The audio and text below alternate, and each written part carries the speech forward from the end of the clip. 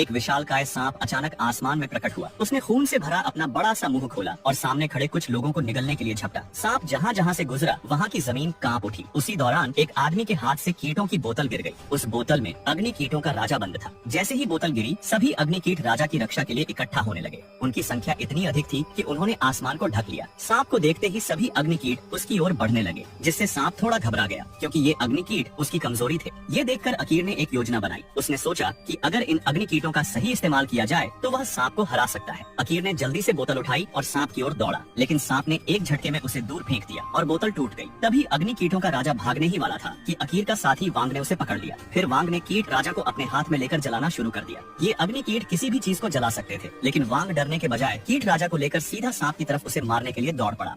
एक महिला अपने मोजे उतारकर उन्हें अपने प्रेमी के हाथों में सौंप देती है, लेकिन वो बिना कुछ कहे उन मोजों को एक मशीन के अंदर डाल देता है और फिर बटन दबाकर मशीन को चालू करता है। कुछ ही सेकंड में वे मोजे मशीन के अंदर से गायब हो जाते हैं। तभी वही मोजे दूसरी मशीन में प्रकट हो जाते हैं, लेकिन महिला इस पर कोई खास प्रतिक्रिया नहीं देती। पर आदमी बेहद खुश होता है। इस सफलता के बाद वो मशीन को और बड़े प्रयोगों में इस्तेमाल करने की सोचता है। वो एक बंदर को पकड़कर मशीन में डालता है और फिर बटन दबाते ही वो बंदर गायब हो जाता है। आदमी जल्दी से दूसरी मशीन की ओर दौड़ता है, लेकिन वहाँ सिर्फ धुआं भरा होता है और कुछ भी साफ नहीं दिख रहा होता। जब वो ध्यान से देखता है तो अंदर खून के छींटे नजर आते हैं। आदमी निराश होता है और अपने प्रोग्राम में सुधार करता है। दूसरे प्रयास में वो फिर से एक बंदर पर प्रयोग करता है, लेकिन इस बार जैसे ही मशीन का ढक्कन खुलता है वो बंदर खुशी से कूदते हुए सही सलामत बाहर आता है। महिला को लगता है कि अब ये प्रयोग खत्म हो गया है, लेकिन आदमी कहता है कि अब वो खुद पर ये प्रयोग करेगा। वो जल्दी से मशीन में जाता है, लेकिन उसे ये नहीं पता होता कि एक मक्खी भी उसके साथ अंदर चली गई है। बटन दबते ही एक तेज रोशनी होती है। जब दरवाजा खुलता है तो अंदर केवल धुआं ही धुआं होता है और मशीन के बाहर खिड़की पर एक मक्खी बैठी दिखाई देती है।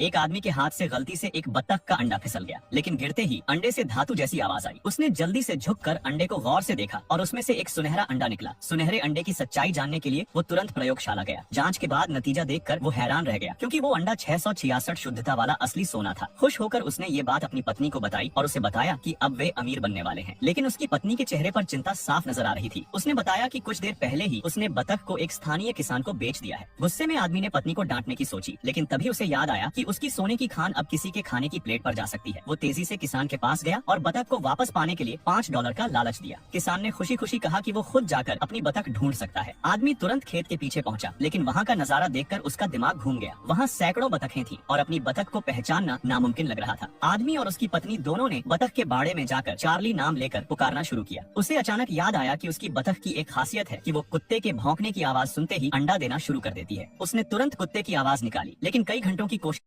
एक बिना सिर वाला घुड़सवार गलती से एक बिजली के खंभे से टकरा गया। तभी उसे एक कद्दू सिर ने अपने सिर की जगह लेने का प्रस्ताव दिया, लेकिन उसने उसे मना कर दिया, क्योंकि वो उस बदसूरत कद्दू को अपना सिर नहीं बनाना चाहता था। मगर जैसे ही उसने आगे बढ़ने की कोशिश की, वो एक गड्ढे में गिर गया। तभी उसे एहसास हुआ कि बिना सिर के वो अपने असली सिर को नहीं ढूंढ सकता। मजबूर होकर उसने कद्दू सिर को अपना लिया। थोड़ी दूर चलने पर उन्हें सड़क किनारे एक बाइक खड़ी दिखी। बिना मालिक की ओर देखे वे बाइक पर सवार हो गए। तभी एक लंबी दाढ़ी वाला व्यक्ति वहाँ आया और बोला, ये मेरी बाइक है। कद्दू सिर ने जवाब दिया, अब ये हमारी है। गुस्से में आकर उस व्यक्ति ने हमला किया, लेकिन कद्दू सिर ने फुर्ती से उसके वार को नाकाम किया और उल्टा उसे ही पीटने लगा। फिर उसने एक छलांग लगाई और लंबी दाढ़ी वाले के कपड़े को पकड़ते हुए उसे नीचे गिरा दिया और उसे काफी बुरी तरह से मारने लगा। फिर उन्होंने बाइक चालू की और सिर की खोज में निकल पड़े। थोड़ी देर पहले ही घुड़सवार का सिर किसी ने काट कर फेंक दिया था, जो एक तेज रफ्तार से गुजरती कार के अंदर गिर गया था। कार में बैठी महिला ने उस सिर को कचरा समझकर बाहर फेंकने के लिए डस्टबिन में डाल दिया। जैसे ही वो महिला सिर को फेंकने जा रही थी, तभी घुड़सवार वहाँ आ पहुंचा।